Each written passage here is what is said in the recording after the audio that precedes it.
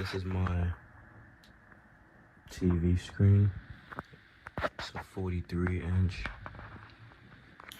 What I really like about this TV is that not only is the picture quality really good, everything is pretty simple and easy. We have a back emergency setup in case you do lose the remote. For the most part, it is very, very durable. It has fallen a lot of times.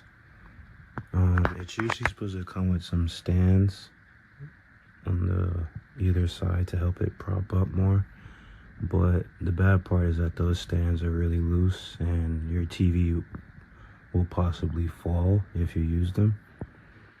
Other than that, another bad thing is that the screen does get fairly dirty very fast. Other than that, it's a really good TV.